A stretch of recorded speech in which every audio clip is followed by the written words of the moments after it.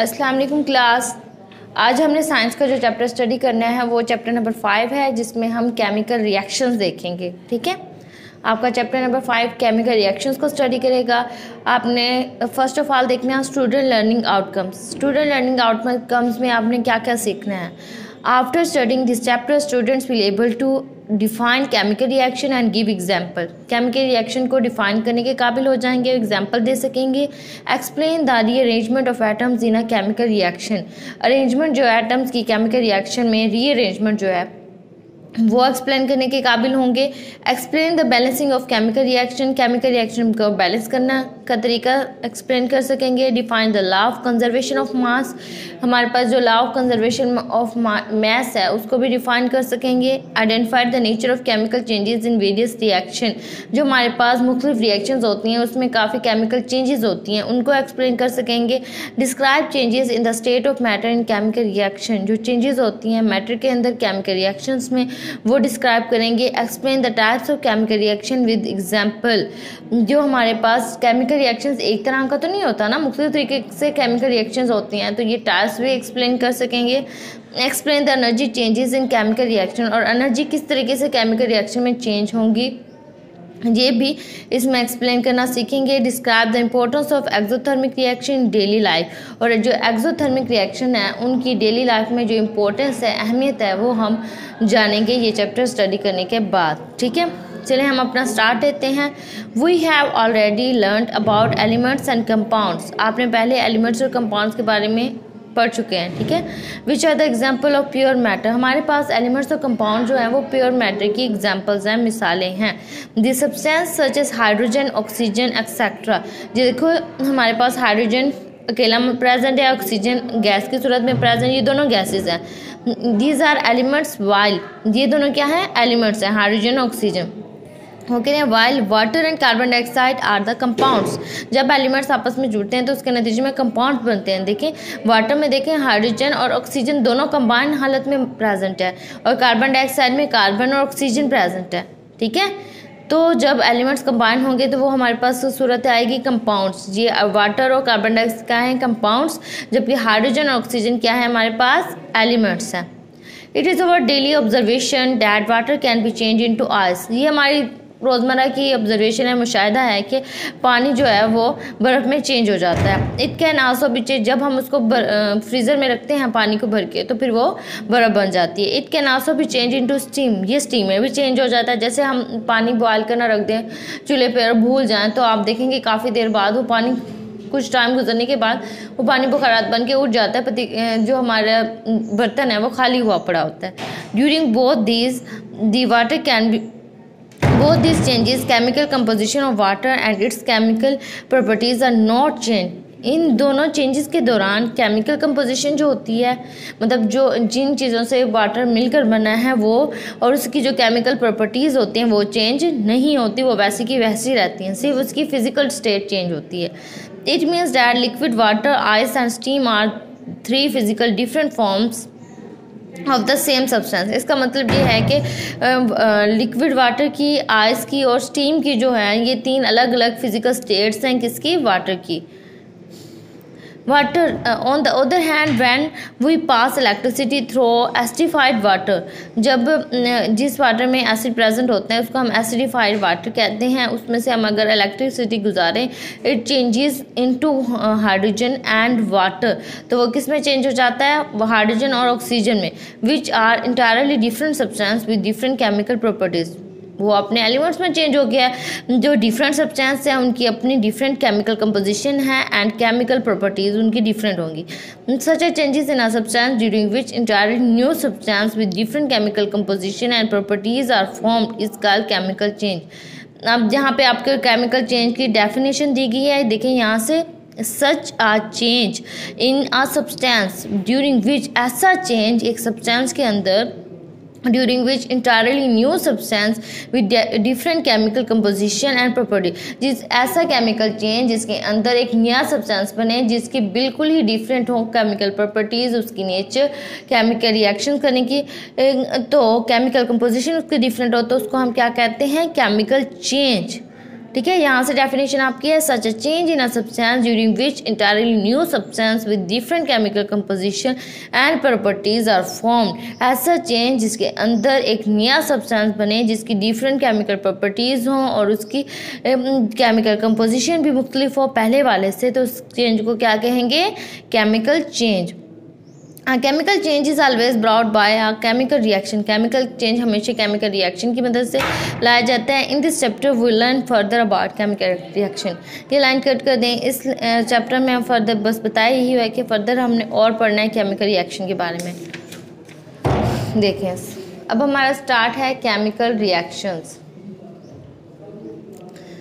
होते क्या हैं केमिकल रिएक्शन? आपने डीपली मैंने आपको बताना है और आपने समझने की कोशिश करनी है कि केमिकल रिएक्शन होते क्या हैं। स्टार्ट से आप समझ लेंगे तो इंशाल्लाह आगे पढ़ने में आसानी होगी। We deal with a large number of chemical reaction. हम मुख्तलिफ लार्ज नंबर मतलब बड़े पैमाने पर केमिकल रिएक्शन की बात करते हैं in our daily life. During these reactions atom present in different substance rearrange theirself to form new substance. इन रिएक्शंस के दौरान सब्सटेंस जो होते हैं वो रीअरेंज करते हैं अपने आप को और इसके नतीजे में नया बना देते हैं। ठीक है, जैसे कि हमने मिल्क लेते हैं, मिल्क वैसे सादा भी यूज़ कर लेते हैं। चाय बनाने के क्या करते हैं हम उसमें चीनी ऐड करते हैं, साथ में पत्ती ऐड करते हैं, उसके नतीजे में हमारे पास एक नया सब्सटेंस बन जाता है जिसको हम टी का नाम देते हैं। ये हमारी डेली लाइफ के भी केमिकल रिएक्शंस ही हैं। बर्निंग ऑफ कोल, जैसे कि कोल का जलना, natural gas in air are well known example of chemical reaction. ये केमिकल रिएक्शन की एग्जाम्पल हैं। जो मोटरसाइकिल में हम ईंधन यूज़ करते हैं वो बर्न होता है, उसके नतीजे में मोटर बाइक चलती है, ये भी केमिकल रिएक्शन की ही एग्जाम्पल है। Chemically coal is carbon. Chemically coal क्या है? कार्बन है। It exist in solid state and is black. ये सॉलिड हालत में पाया जाता है और ब्लैक इन कलर होता है। Its burning in air is in fact a chemical reaction of carbon with oxygen. इसकी जो बर्निंग होती है एयर के अंदर वो केमिकल रिएक्शन है कार्बन का ऑक्सीजन के साथ to form carbon dioxide. Carbon dioxide is a colourless gas. Carbon dioxide क्या है? कलरलेस गैस है। Its chemical composition and chemical properties are entirely different from those atoms and oxygen, those of carbon and oxygen. इसकी जो chemical properties होती हैं, किसकी? Carbon dioxide की जो chemical properties होती हैं वो बिल्कुल मुख्तलिफ होती हैं। किससे? कार्बन और ऑक्सीजन की chemical properties से। The rearrangement of atoms that take place during the chemical reactions can be represented as per। जो rearrangement होती है एटम्स की chemical reaction के दौरान, ये आपने नीचे भी देखें, यहाँ पे देखें हमारे पास कार्बन जो है वो क्या है? ब्लैक इन कलर है, सॉलिड फॉर्म में मौजूद है। ऑक्सीजन जबकि हमारे पास गैस है।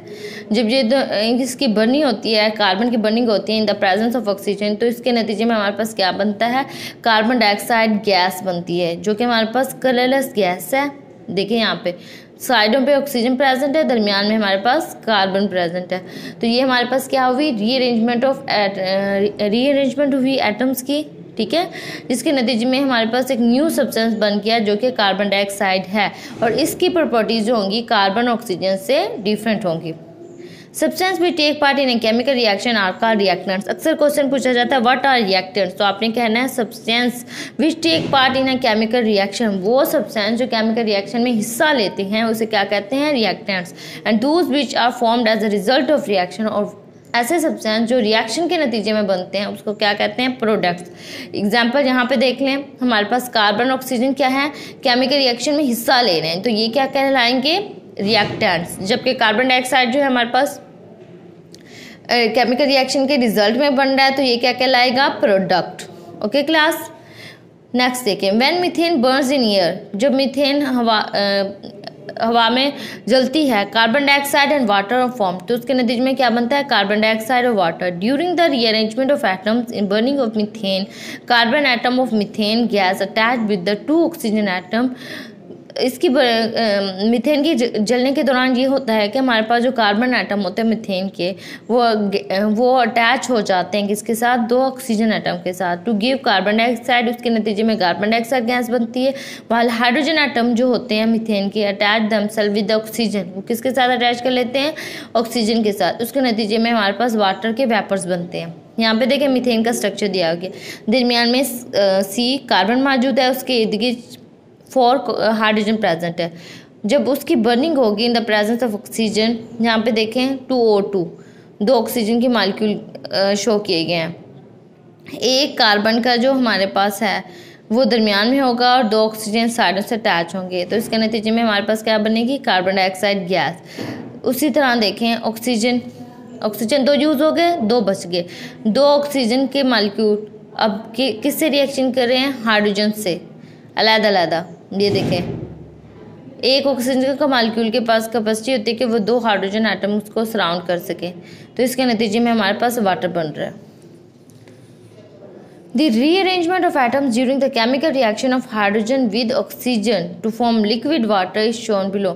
जो rearrangement होती है एटम्स की केमिकल रिएक्शन के दौरान कि वो हाइड्रोजन गैस के साथ रिएक्ट करते हैं और उसके नतीजे में लिक्विड वाटर बनाते हैं, वो इस तरीके से है। यहाँ पे देखें 2 वाटर के मालिक्यूल हैं 2H2, ये देखो HH प्लस HH, ये अलहदा H2 है, ये अलहदा H2। यहाँ पे आपको समझाने के लिए अलहदा लिखा गया है, वैसे इसको एग्जैक्टली लिखते ऐसे हैं 2H2 लिख देंगे, प्लस 2 हमारे पास ऑक्सीजन के मालिक्यूल हैं O2, ठीक है। फिर आप यहाँ पे देखें हमारे पास एक ऑक्सीजन का मालिक्यूल कितने 2 हाइड्रोजन के एटम को सराउंड कर रहे हैं इसको, और एक दूसरे को भी इस तरीके से। उसके नतीजे में हमारे पास जो वाटर बनेगा वो किस सूरत में होगा, गैस वेपर की सूरत में। ये हमारे पास प्रोडक्ट हो गया, ये हमारे पास रिएक्टेंट है। नेक्स्ट हमारा टॉपिक है एप्लीकेशन ऑफ केमिकल रिएक्शन। अब हमने केमिकल रिएक्शन की एप्लीकेशंस देखनी है कि कौन सी फील्ड में ये एप्लीकेबल है, हमारे लिए यूजफुल है। Burning, respiration and photosynthesis etcetera are the example of chemical reaction. हमारे पास जो बर्निंग का प्रोसेस है, जलने का प्रोसेस, रिस्पायरेशन हो गई, फोटोसिंथेसिस जिस प्रोसेस के अंदर हम पौधे जो हैं वो हमारे लिए खुराक तैयार करते हैं, ये सारे क्या हैं, एग्जांपल्स हैं केमिकल रिएक्शंस की। Which take place everywhere in our environment, जो हमारे तकरीबन इन्वायरमेंट के हर हिस्से में हो रहे हैं। फ्यूल, नेचुरल गैस और petrol etcetera on it's burning in vehicle engine produce different gases. ये अपनी बर्निंग के दौरान जब व्हीकल में ये यूज़ होते हैं तो बर्न होते हैं, उसके नतीजे में डिफरेंट गैसेस प्रोड्यूस होती हैं। The gases so produce develop pressure to move the piston in the engine. ये जब गैसेस डिवेल्प होती हैं तो ये पिस्टन, जो इंजन का पिस्टन होती है उसको मूव करती हैं, जिसके नतीजे में हमारे जो व्हीकल हैं वो चलना शुरू हो जाती हैं। Heat produce during the burning of fuel, heat produce होती है फ्यूल के जलने से in our kitchen use to cook food, जिसके नतीजे में हमारी खुराक पकती है। Similarly heat produce during burning of fuel in industries, इसी तरीके से जब फ्यूल इंडस्ट्रीज में जलता है तो to produce steam from water, तो क्या होता है, स्टीम बनती है पानी से। ड्यूरिंग फोटोसिंथेसिस इन प्लांट, अब फोटोसिंथेसिस को हम डिस्कस करेंगे। फोटोसिंथेसिस आपको पता है प्लांट्स में होती है। इसके दौरान क्या होता है, carbon dioxide and water, carbon dioxide और वाटर की जो मालिक्यूल है, कंपाउंड कार्बन डाइऑक्साइड और water react to produce glucose, उसके नतीजे में ग्लूकोज बनता है जिसका फार्मूला है C6H12O6 and oxygen O2। This reaction take place in the presence of sunlight and green pigment chlorophyll. ये जो रिएक्शन है जो क्लोरोफिल के अंदर होता है, उसके अलावा इसकी सबसे ज़्यादा ज़रूरत किसकी है कि लाइट, सनलाइट की प्रेजेंस होना बहुत ज़रूरी है। अगर सनलाइट प्रेजेंट नहीं होगी तो ये डार्क में रिएक्शन नहीं होता, ये रिएक्शन सिर्फ डे टाइमिंग में होता है। ड्यूरिंग, यहाँ पे देखें 6 कार्बन डाइऑक्साइड मालिक्यूल हैं प्लस 6H2O, जब ये रिएक्ट करते हैं तो इनके अंदर प्रेजेंस ऑफ सनलाइट और क्लोरोफिल के अंदर, तो उसके नतीजे में क्या बनता है C6H12O6, ग्लूकोज का मालिक्यूल बन रहा है, प्लस 6O2 ऑक्सीजन बन रही है। यहाँ पे देखें हमारे पास 6 कार्बन थे, वो 6 कार्बन इधर चले गए। देखो 2 के 12 हाइड्रोजन आइटम थे, 12 हाइड्रोजन आइटम यहाँ पे हमारे पास चले गए, ठीक है ना।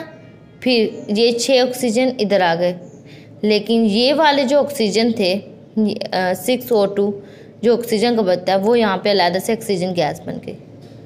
During respiration the oxygen of air reacts with food, respiration के दौरान ऑक्सीजन जो होती है हवा में वो किसके साथ रिएक्ट करती है, फूड के साथ, तो प्रोड्यूस कार्बन डाइऑक्साइड, क्या प्रोड्यूस करती है, carbon dioxide and water in the cell of living organism, living organism के सेल के अंदर वाटर प्रोड्यूस करती है। The energy produce during the reaction is used to perform all the body functions in the living organism. ये जो energy produce होती है इस रिएक्शन के दौरान वो लिविंग ऑर्गेनिज्म के जो फंक्शंस होती हैं बॉडी के काम करने के लिए, उनको जो ज़रूरत होती है एनर्जी की, उसमें यूटिलाइज होती है। देखिए C6H12O6 ग्लूकोज का मॉलिक्यूल रिएक्ट कर रहा है 6O2 के साथ, उसके नतीजे में क्या बन रहा है 6O2 कार्बन डाइऑक्साइड बनेगी plus 6H2 plus energy release होगी। Conversion of milk into yogurt and formation of baking products involve the chemical changes। जो हम मिल्क को योगर्ट में तब्दील करते हैं, दही में तब्दील करना, और फॉर्मेशन ऑफ बेकिंग प्रोडक्ट्स, और बेकिंग की जो प्रोडक्ट्स प्रोड्यूस होती हैं वो भी केमिकल चेंजेस से गुजर कर आती हैं, which are brought about by micro organism, जो कि माइक्रो ऑर्गेनिजम्स के ज़रिए होती हैं।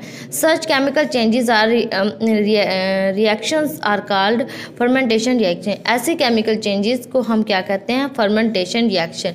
माइक्रो ऑर्गेनिज्म, आपके माइंड में आ रहा होगा कि क्या है माइक्रो ऑर्गेनिज्म, टीचर ने बताया नहीं था हमें।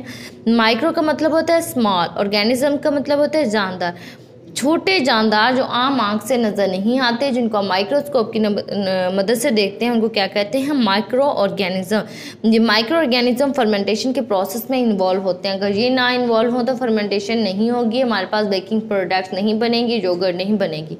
ठीक है, ये ज़रूरी है।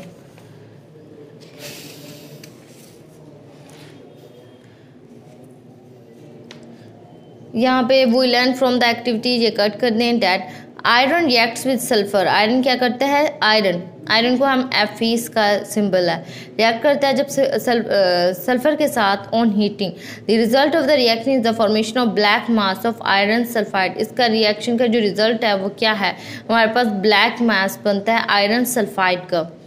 Fe आयरन है, रिएक्ट कर रहा है सल्फर के साथ, उसके नतीजे में हमारे पास FeS आयरन सल्फाइड बन रहा है।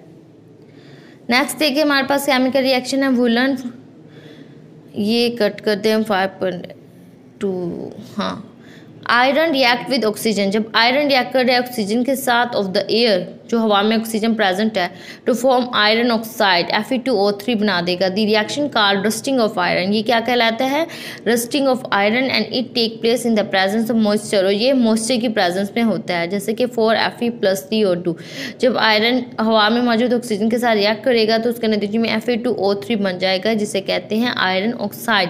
ये रिएक्शन तब होता है जैसे कि कील वगैरह पड़े होते हैं, उसको मॉइस्चर अवेलेबल होता है, मतलब पानी थोड़ा बहुत उसके ऊपर पड़ता है, जैसे कि बारिश का पानी पड़ जाता है, तो फिर वो कील क्या होते आते हैं, जंग लगना शुरू होता है। रस्टिंग का मतलब होता है जंग लगना, आम जुबान में हम इसे जंग लगना कहते हैं, तो जंग लगना शुरू हो जाता है। तो ये प्रोसेस किस केमिकल रिएक्शन के नतीजे में होता है, जब आयरन ऑक्सीजन के साथ रिएक्ट करता है तो उसके नतीजे में आयरन ऑक्साइड बनता है। नेक्स्ट हमारे पास है chemical reaction and their balancing. Chemical reaction और उसकी बैलेंसिंग देखेंगे। A chemical reaction is the representation of chemical reaction in the terms of symbol, formulae and signs etcetera.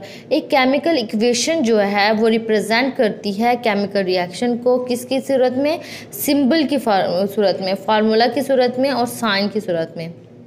In a chemical equation, the reactants and products are separated by an arrow. Chemical reactions equations में हम reactants और products को किससे separate कर रहे होते हैं, arrow की मदद से। Symbols and formulae of the reactants are written on the left hand side of the arrow whereas the products are written on the right hand. यहाँ देखें लेफ्ट हैंड साइड पे हमने क्या लिखे हुए हैं, रिएक्टेंट्स, और राइट साइड पे क्या लिखा हुआ है हमने, सल्फर डाइऑक्साइड, जो कि हमारे पास प्रोडक्ट है। The arrow is directed towards the product. Arrow को डायरेक्ट करते हैं हम प्रोडक्ट की तरफ। Physical state of reactants and products are also expressed along with their formula और सिंबल। जो फिजिकल स्टेट होती है, फिजिकल स्टेट से मुराद कि वो सॉलिड फॉर्म में है, गैस में, या लिक्विड फॉर्म में है, वो भी हम साथ में लिखते हैं। जैसे कि सॉलिड को S से, स्मॉल s से, गैसेस को G से, और एंड एक्विस को AQ से रिप्रेजेंट करते हैं। We stand for solid, gas and aqueous states respectively. For example the chemical equation representing the reaction of sulphur with the oxygen. देखिए एग्जांपल देखें, सल्फर ऑक्सीजन हमारे पास क्या है, रिएक्टेंट्स हैं। ये हमारे पास कौन से साइड पे लिखे हुए हैं, लेफ्ट हैंड साइड पे। देखिए एरो किसकी तरफ जा रहा है, प्रोडक्ट की तरफ। प्रोडक्ट हमारे पास कौन से साइड पे हैं, राइट हैंड साइड पे, ठीक है। और साथ में देखें ये गैसेस फॉर्म में है तो G लिखा हुआ है, ये भी गैसेस फॉर्म में है, ये सॉलिड फॉर्म में है तो स्मॉल s लिखा हुआ है, ठीक है। The chemical equation written above show that sulphur is in solid state ये हमें शो हो रहा है कि ये सॉलिड स्टेट में है with oxygen gas. The product of the reaction sulphur dioxide is also a gas. जो प्रोडक्ट है रिएक्शन की वो भी गैस है। This sign S and G indicate the physical state of reactants and products. ये physical state represent कर रही हैं। Similarly the chemical equation given below indicate that zinc in its solid state. Next हम equation देखेंगे कि zinc जो है वो सॉलिड स्टेट में है। यहाँ पे देखिए एस लिखा हुआ है, ये सॉलिड स्टेट में है, रिएक्ट कर रहा है with aqueous solution of sulphuric acid. Aqueous solution of sulphuric acid H2SO4 को सल्फ्यूरिक एसिड कहते हैं। ये साथ रिएक्ट कर रहा है, उसके नतीजे में हमारे पास क्या बन रहा है, produce aqueous solution of zinc sulphate बना रहा है एंड हाइड्रोजन गैस, और हाइड्रोजन गैस बन रही है। ये तो हो गया हमारी chemical equation and care balancing. अगला है हम बैलेंसिंग द केमिकल रिएक्शन। एक केमिकल रिएक्शन को हम किस तरीके से बैलेंस करेंगे। The chemical equation in which the number of atoms of each element on both side of the equation, reactant side and the product side equal, is called balance chemical equation. ऐसी chemical reaction जिसमें number of reactants जो हैं, reactant side and product side, जो atoms हम ले रहे हैं उसके एलिमेंट्स दोनों साइड्स पे बराबर होंगे तो उस इक्वेशन को क्या कहेंगे, balance chemical equation. For example the chemical equation shown below of balance chemical equation. ये देखें, ये जो नीचे दिया गया है ये बैलेंस केमिकल इक्वेशन है। HCl प्लस NaOH, दो रिएक्टेंट्स आपस में रिएक्ट कर रहे हैं, NaCl बन रहा है, यहाँ से N आया, यहाँ से Cl आया, NaCl प्लस H और ये H2 बन गया, एक H एक H2 plus O H2 water. तो देखें ना, दोनों तरफ हमारे पास रिएक्टेंट्स और प्रोडक्ट्स की जो एलिमेंट्स के एटम्स की नंबरिंग है वो इक्वल है। The chemical equation in which the number of atoms of each element on both side of the equation, reactants and product side is not equal as is called unbalance chemical reaction. वहाँ पे हमने ऊपर देखी थी, ये balance chemical equation की definition थी।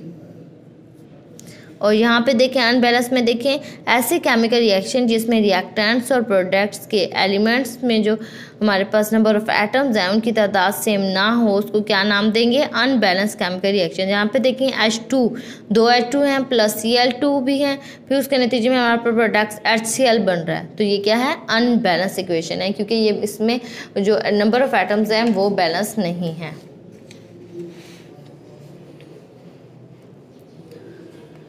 Unbalance equation can be balance by different method. इसको हम डिफरेंट मैथड से बैलेंस कर सकते हैं। The trial and error method is commonly use. Trial और एरर मैथड आमतौर पर यूज़ किया जाता है। According to this method, trial and error process of adjusting coefficient before symbol or formula. Coefficients हम लगाते हैं इस फार्मूले से पहले। Continue till the number of atoms of each element on both side of equation of become equal. Number of atoms जो होते हैं वो दोनों साइड पे इक्वल हो जाते हैं। The working rules for balancing a chemical equation as follow. जो रूल्स हैं वो हम देखते हैं। Write the unbalance chemical equation, count the number of atom of each elements. Unbalance chemical equation को राइट करें, उसके नंबर ऑफ एटम जो हैं वो ईच एलिमेंट के हम काउंट करेंगे दोनों साइड्स पे। Work with one element at a time. सबसे पहले एक एलिमेंट को हम देखेंगे। मल्टीप्लाई द सिंबल और फार्मूला विद सूटेबल इंटीजर्स। फार्मूले को हम सूटेबल इंटीजर्स से क्या कर देंगे, मल्टीप्लाई कर देंगे, जैसे कि 2, 3, 4, 5 हो गया। On the side of equation where the number of atoms of particular element is less. उस साइड पे, दोनों साइड पे नहीं मल्टीप्लाई कर देना, उस साइड पे मल्टीप्लाई करेंगे जहाँ पे नंबर ऑफ एटम्स कम है। To balance the element on the both side of the equation, start multiplying with the relatively small number. अगर बैलेंस करना है इक्वेशन को तो उसके लिए हमने कोशिश करनी है कि स्मॉल नंबर्स लें। Repeat the process for the elements one by one. Repeat करना है इस प्रोसेस को one by one. Balance the diatomic molecules like. Diatomic molecules को बैलेंस करना है जैसे H2N2O2 Cl2 etcetera at the end. इनको डायटोमिक मॉलिक्यूल्स को हमने एंड पे बैलेंस करना है। Some example of balancing equation, यहाँ पे एग्जाम्पल्स देखी गई हैं, देखें। Consider the example following equation, N2 plus H2 is equal to NH3। ठीक है, यहाँ पे हमारे पास N भी 2 है, H भी 2 है, लेकिन यहाँ पे हमारे पास NH3 लिखा हुआ है। Count the number of atoms of each element on both side of the arrow. दोनों साइड एरो के हमने नंबर ऑफ एटम्स। नाइट्रोजन के कितने हैं, रिएक्टेंट्स में 2 एटम्स हैं और हाइड्रोजन के भी 2 एटम्स हैं। प्रोडक्ट्स में नाइट्रोजन का 1 है और हाइड्रोजन के 3 है। तो बैलेंस में हमने क्या करना है, ये दोनों अनबैलेंस्ड है, बैलेंस नहीं है, अनबैलेंस है। स्टेप 2 में देखें, add appropriate coefficient, coefficient add करेंगे। हमने कोफिशिएंट किस तरीके से ऐड करना है, हमने N2 plus H2 is equal to 2NH2, हमने ऐड पे भी 2NH2 लगा दिया है। अब देखें 2 रिएक्टेंट्स हैं, 2 हाइड्रोजन रिएक्टेंट्स हैं, और प्रोडक्ट्स में देखें 2 नाइट्रोजन एटम्स हैं और 6 हाइड्रोजन एटम है। Now try to balance hydrogen atom. अब हमने प्रोडक्ट्स को देख लिया, अब हमने हाइड्रोजन एटम को बैलेंस करना है, क्योंकि ये प्रोडक्ट्स में तो 6 हैं जबकि रिएक्टेंट्स में इनकी तादाद कम है। तो वो कैसे करेंगे हम कि इसके साथ हम 3 लगा देंगे, ठीक है। 3 दूना 6, ये 6 पूरे हो गए रिएक्टेंट्स में, प्रोडक्ट्स में भी 6 और रिएक्टेंट्स में भी 6 हो गए। This equation is balance. अब ये इक्वेशन क्या हो गई, ये हमारे पास बैलेंस हो गया। देखो यहाँ पे N2 है, यहाँ पे 3H2, और प्रोडक्ट्स में भी बराबर हैं और रिएक्टेंट्स में भी बराबर नंबरिंग आ गई है। एग्जाम्पल देखें 2 CH4 plus O2, methane react कर रही है ऑक्सीजन के साथ, उसके नतीजे में H2O प्लस कार्बन डाइऑक्साइड। अब हमने नंबर काउंट करने हैं। कार्बन आइटम, एक कार्बन आइटम है रिएक्टेंट्स में और 4 हाइड्रोजन आइटम्स हैं और साथ में 2 ऑक्सीजन आइटम्स हैं। जबकि प्रोडक्ट्स में देखें एक कार्बन आइटम है, 2 हाइड्रोजन आइटम्स हैं और 3 ऑक्सीजन आइटम है। सी इज बैलेंस, सी बैलेंस है दोनों तरफ। हाइड्रोजन भी यहाँ पे 4 है, यहाँ पे 2 है, ये अनबैलेंस्ड है। ऑक्सीजन देखें ये भी अनबैलेंस है। अब हमने इन दोनों को बैलेंस करना है। सबसे पहले हमने कोफिशिएंट ऐड करने हैं। कार्बन को तो हमने छेड़ना नहीं है क्योंकि वो बैलेंस है। 4 हाइड्रोजन एटम थे, हमने रिएक्टेंट्स में 4 थे तो हमने प्रोडक्ट्स में भी 4 कर दिया। हाइड्रोजन क्या हो गया, बैलेंस, 2H2 कर दिया, ये बैलेंस हो गया। 4 हाइड्रोजन एटम थे, अब देखो 2H2 करने से ये ऑक्सीजन भी हमारे पास बैलेंस हो गया। 4 हाइड्रोजन एटम हो गया, ऑक्सीजन एटम हो गया, जिसके नतीजे में ऑक्सीजन भी बैलेंस है। तो ये इक्वेशन क्या हो गई, बैलेंस। अब नेक्स्ट देखिए हमारे पास एग्जाम्पल है CaCl2, calcium chloride plus Na2CO3 react करेंगे, जिसके नतीजे में हमारे पास बनेगा CaCO3 प्लस NaCl। अब इसमें देखिए हमारे पास एक कैल्शियम एटम है, ठीक है, 2 क्लोरीन एटम्स हैं, 2 नाइट्रोजन एटम्स हैं और हमारे पास एक कार्बन एटम और 3 ऑक्सीजन है। ये हो गए रिएक्टेंट्स के बाद। अब प्रोडक्ट्स में देखें एक कैल्शियम एटम, एक ही क्लोरीन है, एक सोडियम एटम, एक कार्बन एटम और 3 ऑक्सीजन एटम। इसमें हमारे पास कैल्शियम बैलेंस है, दोनों रिएक्टेंट्स और प्रोडक्ट्स में बैलेंस है, लेकिन ये अनबैलेंस्ड है, ये भी अनबैलेंस्ड है, और कार्बन बैलेंस है और ऑक्सीजन भी बैलेंस है। कौन से 2 अनबैलेंस हैं, क्लोरीन और सोडियम की हमने नंबरिंग बैलेंस करनी है। सबसे पहले हमने अप्रोप्रिएट कोफिशिएंट ऐड करने हैं। यहाँ पे देखें CaCl2 प्लस Na2CO3 CaCO3, यहाँ पे हमने कोफिशिएंट ऐड कर दिया 2, ठीक है, 2 ऐड कर दिया। अब देखें रिएक्टेंट्स में हमारे पास कितने हैं, क्लोरीन 2 और इधर भी क्लोरीन 2 हैं, सोडियम भी। अब ये इक्वल हो गए हैं तो ये इक्वेशन बैलेंस है। ये छोटी सी एक्सरसाइज दी गई है, ये आपने खुद बैलेंस करनी है। Fe प्लस Cl2 का करना है, FeCl3, Al plus O2 Al2O3, इसको बैलेंस करना है। Na2CO3 प्लस HClO3, इसको भी बैलेंस करना है आपने। कार्बन डाइऑक्साइड देखें वाटर के साथ रिएक्ट करना है, जिसके नतीजे में 6C6H12O6 प्लस ऑक्सीजन बन रहा है। ये सारे आपने खुद करना है, जब आप आएंगे तो मैं आपको चेक करूँगी। नेक्स्ट है हमारे पास law of conservation of mass. ये मैटर से अकॉर्डिंग है लॉ, इसको देखते हैं, हम स्टडी करते हैं। Law of conservation of mass was put forward by French chemist Lavoisier in 1785। French chemist था जिसने ये पेश किया था 1785 में। This law state that during a chemical reaction mass is neither created nor destroyed. वो कह रहा है कि केमिकल रिएक्शन के दौरान ना तो मास बनता है, नया मास बनता है, ना ही वो ख़त्म होता है, but it changes from one form to another, बल्कि वो एक फॉर्म से दूसरी फॉर्म में कन्वर्ट हो जाता है। In other words during a chemical reaction total mass of product is equal to the total mass of reactant. इसको हम दूसरे लफ्ज़ में इस तरीके से भी कहते हैं कि जो मास होता है रिएक्टेंट्स का वो इक्वल रहता है मास ऑफ प्रोडक्ट्स के, ठीक है। तो द एक्टिविटी 5.3, ये तो एक्टिविटी हमने नहीं देखी, चलें पहले देख लेते हैं। कॉनिकल फ्लास्क लेनी है हमने, वेट बैलेंस लेना है, सोडियम क्लोराइड सॉल्यूशन लेना है, सिल्वर नाइट्रेट लेना है, ठीक है। Take a small amount of sodium chloride solution in conical flask. Conical flask में हमने सॉल्यूशन ले लिया है और सिल्वर नाइट्रेट का सॉल्यूशन ले लेना है हम टेस्ट ट्यूब के अंदर। ये आपका एक्सपेरिमेंट वैसे लैब के अंदर परफॉर्म होने वाला है, जब आप लोग आएंगे तो आपको परफॉर्म करवाया जाएगा। Place the test tube in the flask, test tube को फ्लास्क में रखें। It's par in such a way that two solution do not mix, कि वो एक दूसरे के साथ दोनों सोल्यूशन मिक्स ना करें। Seal the flask with cork and weight it along with the contents, seal कर दें और वेट आउट करें। Shake the test tube in a flask and allow two solution to mix with each other, allow करें कि अब ये एक दूसरे के साथ मिक्स कर दें। ऑब्जर्व व्हाट हैपन, हमने ऑब्जर्व करना है और वेट करना है इसको दोबारा से। Through the activity, we observed the formation of white precipitate or silver chloride as a product of reaction between sodium chloride and silver nitrate. Precipitate हमारे पास बने हैं सिल्वर क्लोराइड के। जब रिएक्शन होगा AgNO3 का और NaCl का, इसके नतीजे में हमारे पास प्रेसिपिटेट बनेंगे वाइट कलर के। द बैलेंस केमिकल इक्वेशन इस तरीके से है AgNO3 plus NaCl is equal to AgCl plus NaNO3। जब हमारे पास सिल्वर नाइट्रेट रिएक्ट करेगा सोडियम क्लोराइड के साथ, उसके नतीजे में हमारे पास क्या बनेंगे, हमारे पास सिल्वर क्लोराइड बनेगा और sodium nitrate. We also notice that during a chemical reaction total mass of product is equal to the total mass of reactant. हमने देखा कि दोनों तरफ टोटल मास जो रिएक्टेंट्स और प्रोडक्ट्स का है वो इक्वल है। The verify the law of conservation of mass, ये कंजर्वेशन मास को फॉलो करते हैं, वेरीफाई करते हैं। अब आगे देखने हैं हमने types of reactions.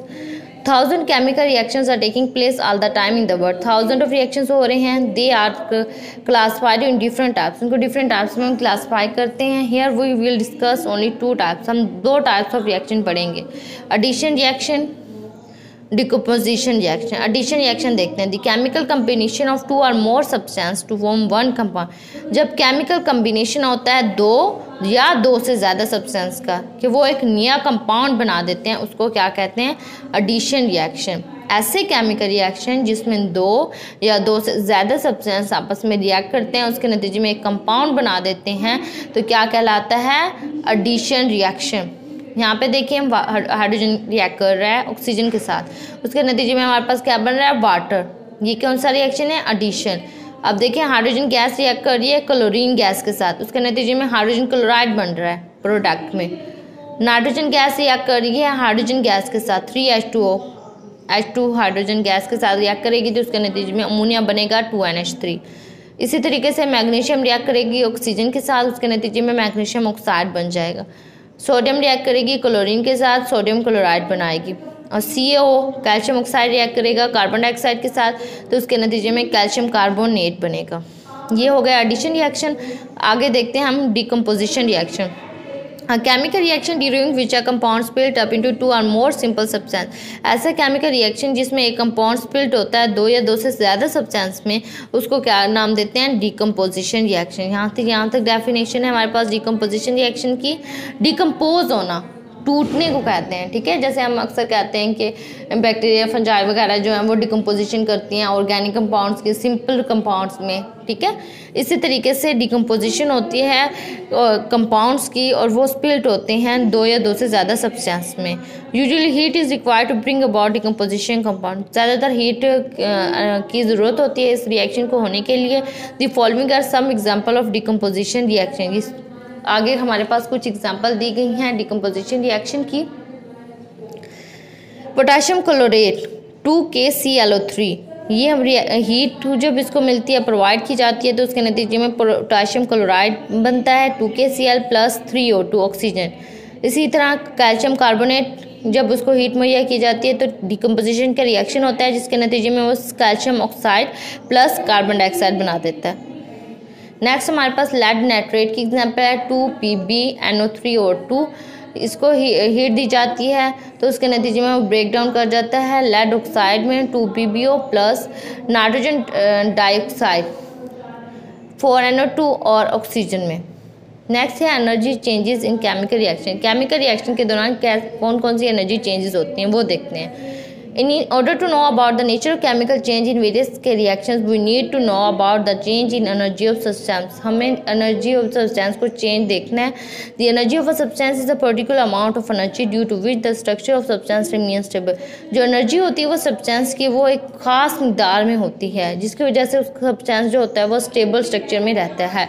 A substance undergo a chemical change, a chemical reaction when its energy is changed. एक substance उस वक्त रिएक्शन करता है या केमिकल चेंज करता है जब उसकी एनर्जी जो होती है वो वेरी करती है।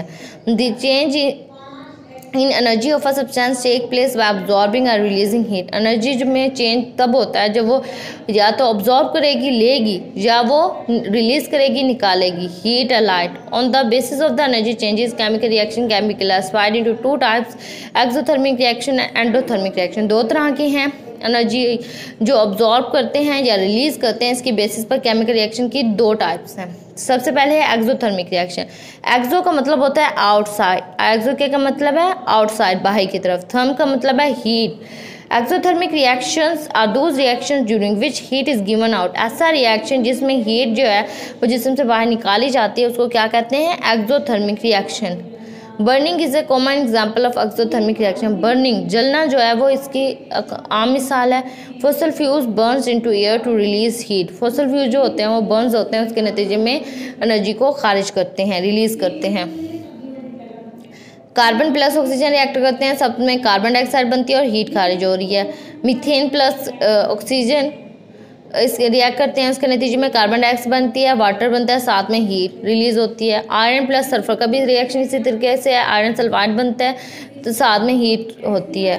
Fireworks are also the example of exothermic reaction. जो फायरवर्क्स होता है अक्सर शादियों वगैरह के फंक्शन पर या कोई भी इवेंट होता है तो उस पर फायरवर्क्स के उड़ाया जाता है, तो वो भी एक्सोथर्मिक रिएक्शन की ही एग्जाम्पल है।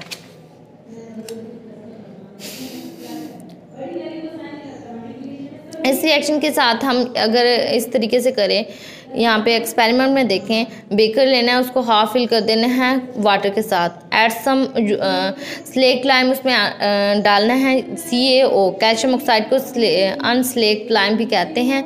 जब वो बेकर में डालेंगे, स्टिक करेंगे तो 20 से 30 सेकंड के बाद हम इसे चेक करेंगे तो आउटर साइड और जो बेकर होगी ना वो बीकर की क्या हो जाएगी, गर्म हो जाएगी। The heat which makes the mixture in the beaker and the side of the beaker worm is release by exothermic heat. वो जो हीट है वो एक्सोथर्मिक रिएक्शन के नतीजे में खारिज हुई है, बिकम कैल्शियम ऑक्साइड, इसके नतीजे में कैल्शियम ऑक्साइड प्रोड्यूस होता है। देखें CO कैल्शियम ऑक्साइड रिएक्ट कर रहा है H2O के साथ, इसके नतीजे में हमारे पास कैल्शियम हाइड्रोक्साइड बन जाएगा। नेक्स्ट हमारे पास रिएक्शंस हैं endothermic reaction. Endo means inside, endo का मतलब होता है inside. The reaction during which heat is absorb, ऐसी रिएक्शन जिसके अंदर हीट अब्जॉर्ब की जाती है, अंदर की तरफ लेके जाई जाती है, उसको क्या कहते हैं, एंडोथर्मिक रिएक्शन। ऐसे रिएक्शंस के लिए, रिएक्शन होने के लिए हीट का होना ज़रूरी है। Thermal decomposition of calcium carbonate, जो कैल्शियम कार्बोनेट की थर्मल डिकम्पोजिशन होती है to produce carbon dioxide and commercial scale is called endothermic reaction. देखें CaCO3, कैल्शियम कार्बोनेट को जब हीट मुहैया की जाती है तो उसके नतीजे में कैल्शियम ऑक्साइड बनता है, साथ में कार्बन डाइऑक्साइड। यहाँ पे एक और रिएक्शन है beaker sodium carbonate solution, calcium chloride solution और थर्मामीटर लिया गया है। सोडियम कार्बोनेट सॉल्यूशन लिया जाता है बीकर के अंदर। इंसर्ट थर्मामीटर उसमें डालें ताकि हम टेम्परेचर को नोट कर सकें। Mix calcium chloride solution in it, calcium chloride का जो सॉल्यूशन है उसमें मिक्स कर दें। नोट डाउन द टेम्परेचर अब हमने नोट करना है। उसके we feel that the side of the beaker become cold, हम जब बीकर को हाथ लगाएंगे तो वो क्या हो जाएगा, ठंडा हो जाएगा। This is because an endothermic reaction take place by absorbing heat, क्योंकि ये एंडोथर्मिक रिएक्शन है वो इन्वायरमेंट से हीट क्या कर लेगा, अब्जॉर्ब कर लेगा from the surrounding walls of the beaker. Beaker की जो वाल्स के पे हीट मौजूद होगी वो उसको अब्जॉर्ब कर लेगा, जिसके नतीजे में बीकर क्या हो जाएगा, ठंडा हो जाएगा। यहाँ पे देखें कैल्शियम क्लोराइड है, रिएक्टर है सोडियम कार्बोनेट Na2CO3 के साथ प्लस हीट अब्जॉर्ब करके उसके नतीजे में CaCO3 बनेगा, प्लस हमारे पास NaCl सोडियम क्लोराइड बनेगा। Formation of nitric acid from nitrogen oxygen, hydrogen iodide from the hydrogen and iodine are also example of endothermic reaction. हमारे पास नाइट्रिक ऑक्साइड का बनना भी नाइट्रोजन ऑक्सीजन से हीट की प्रेजेंस में, तो ये क्या है, एंडोथर्मिक रिएक्शन है। इसी तरीके से हाइड्रोजन और आयोडीन रिएक्ट करते हैं हीट को अब्जॉर्ब करते हुए, इसके नतीजे में हमारे पास हाइड्रोजन आयोडाइड बन रहा है। नेक्स्ट हमने देखना है importance of exothermic reaction in daily life. Daily life में जो एक्सोथर्मिक रिएक्शन की इंपॉर्टेंस है वो देखते हैं। Exothermic reaction have great importance in our daily life. Daily life में इसकी बहुत ज़्यादा इंपॉर्टेंस है। They are extensively use to fulfil our needs of heat energy for various purposes. ये हमारी एनर्जी की जो ज़रूरियात हैं वो पूरा करती हैं। The heat release during burning of fuel at our homes use for cooking food and warm our rooms. जो हीट रिलीज होती है फ्यूल के जलने से वो हमें खाना पकाने और हमारे हमारे घरों को गर्म रखने के लिए ज़रूरी है। The heat release during burning of petrol और diesel in the vehicle engine increase pressure of the products to push and move the piston. इसी तरीके से जो हम इंजन में फ्यूल यूज़ करते हैं, जब वो बर्न होता है तो उसके नतीजे में हमारा इंजन स्टार्ट हो, वो पिस्टन पे प्रेशर जाता है, जिसके नतीजे में इंजन स्टार्ट होता है, वो मूव करती हैं vehicle. The force of the piston turns the wheels and move the makes the vehicle move. Heat produced by the burning of fuel in the thermal power station is used in generating electricity। इसी तरीके से जो thermal power stations में fuel burn होता है तो उसके नतीजे में हमारे पास हीट प्रोड्यूस होती है, वो इलेक्ट्रिसिटी पैदा करने के लिए ज़रूरी है। Heat produce during digestion of food in our body, हमारी डाइजेशन जो होती है खुराक की, उसके दौरान भी हीट प्रोड्यूस होती है जो हमें गर्म रखती है और ज़िंदा रखती है। Injection of dynamite and gun powder also highly exothermic reaction, जो हम इंजेक्शन करते हैं डायनामाइट और गर्म पाउडर की, ये भी exothermic reaction and term that explosions, और एक्सप्लेन को भी कह सकते हैं। Such explain are use for blasting in mines, और ये माइंस में जो हम काने खोदते हैं उसमें ब्लास्टिंग के लिए ये काम आती है।